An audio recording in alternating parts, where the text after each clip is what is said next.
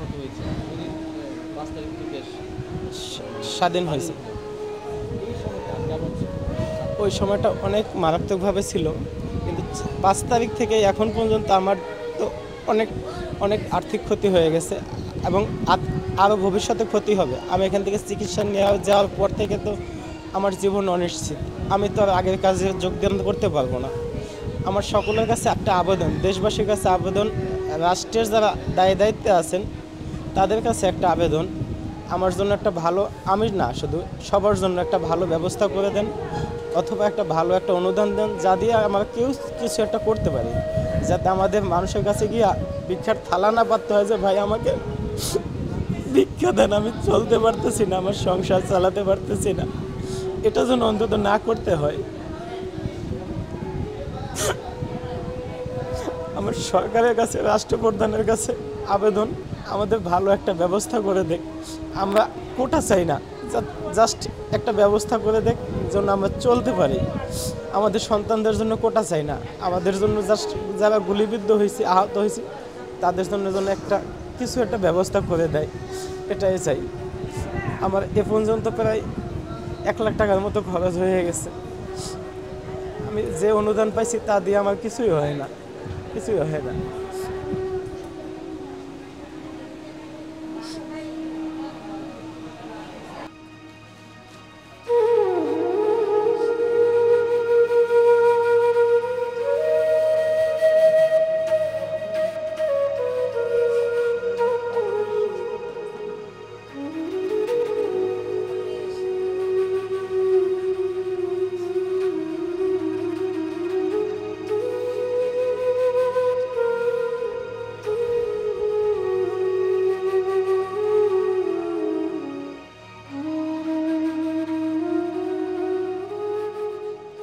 চারটা বাজে গুলি লাগছে। নোয়াখালীর সোনামুড়ি আমরা বিজয়ের মিছিলে আইছি। এরপরে আমাদের পাশের ফোলাফাইনারে ছাত্রলীগের হোলাইনে দাওয়া করছে, করবার পরে পুলিশে গুলি করছে। তো আইসা আমার পায়ে লাগছে। দুইটা গুলি লাগছে, একটা বার করছে, আরেকটা এখনো আছে, রিপোর্টও আছে আমার সাথে। এই আর কি, এখন ডাক্তাররা বলছে আমার গা শুকাইলে এরপরে অপারেশন করব, অপারেশন করে গুলিটা বের করব।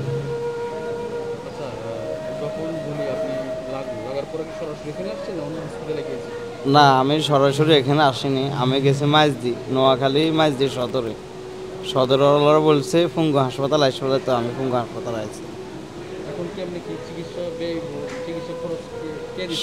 চিকিৎসা খরচ সব কিছু সরকারে গ্রহণ করছে।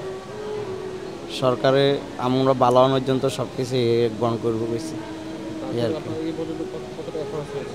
এ পর্যন্ত আমার 50,000 টাকার মতন খরচ হয়েছে।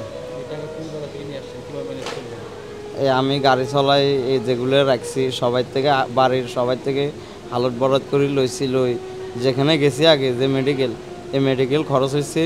এরপরে এখানে প্রথম আইসি, প্রথম খরচ হয়েছে, যেখানে যাই এনে ওষুধের টাকা লাগে। এরপরে তো তারপরে সরকারে অল্প কয়েকদিন হয়েছে, 2-3 দিন হয়েছে, সরকারে এটা গ্রহণ করে লইছে। আমি রিক্সা চালাই। এবং পুলিশরাও বন্দুক শুট করে, সেইখানে আমার পায়ের উপরে বোম আর গুলি দুটোই একসঙ্গে এসে লাগছে। তখন আমি আহত হলে ওইখান থেকে আমাকে সবাই ধরে নিয়ে বাসায় নিয়ে যায়। তখন হসপিটালে যাওয়ার মতো পরিবেশ ছিল না যে হসপিটালে যাব। হ্যাঁ, মানে ওইখানে লোকজন ছিল, রাস্তা দিয়ে যেতে গেলে ওই দিক দিয়েই ওরাই সামনে ছিল। তো ওইদিকে যেতে গেলে তো ধরেন ওদের সামনে আবার পড়তে হবে। এই জন্য বাসায় একটা নর্মাল একটা ডাক্তার এসলো, এসে ওইখান থেকে ওই গুলি আর আপনার ওই বোমের যেই প্লাস্টিক টিন, ওইগুলো ভেতর থেকে সব কিছু বের করে সেলাই করে রেখে দিয়ে বাসায়ই ছিলাম, আর বাইরে বের হয়নি, যাতে ওরা যদি আবার দেখে বা ওরা কিছুই করে সে ভয়তে।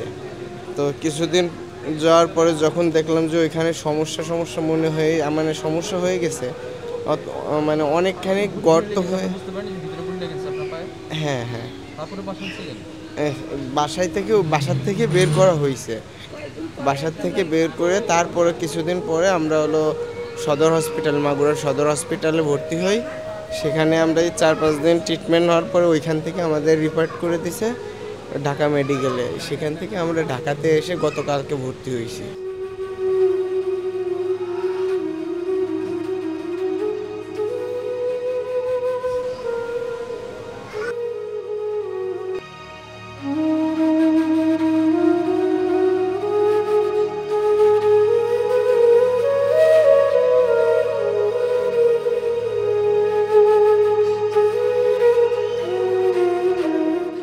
বাবা আমরা কালকে ভর্তি হয়েছে, ডাক্তার দেখছে, তো দেখে ভর্তি করছে, এখনও আসি নাই। ও এখনও ড্রেসিং মেশিন করা হয়নি, আজ 2-3 দিন ড্রেসিং করা হয় না। আমাদের ওইখান থেকে করে নিয়ে আসছে, আজ 2 দিন এখনও করা হয়নি। পরশু দিনকে করে নিয়ে আসছি আমাদের হসপিটালতে, আজ এখনও। সেই মানুষটি তো বসা বুঝতেই তো পারতেছেন, এখন কি আমাদের সংসারটা কি আর চলে? বহু কষ্টে দিন পার করতে হইতেছে। আর জানি না আল্লাহ পাক কবে তারা সুস্থ করে, কিভাবে কি হবে জানি না। প্রায় তো মানে বছরের নিচে ছাড়া তো সে সুস্থ হবে না। এই বছরখানি যে চলবো কীভাবে সেটাও জানি না, আল্লাহ পাক জানে ভালো। যদি আমাদের যদি কোনো একটু সাহায্য সহযোগিতা সরকারের মাধ্যমে যদি কেউ করতো বা কিছু করতো, তাহলে আর কি অনেকটা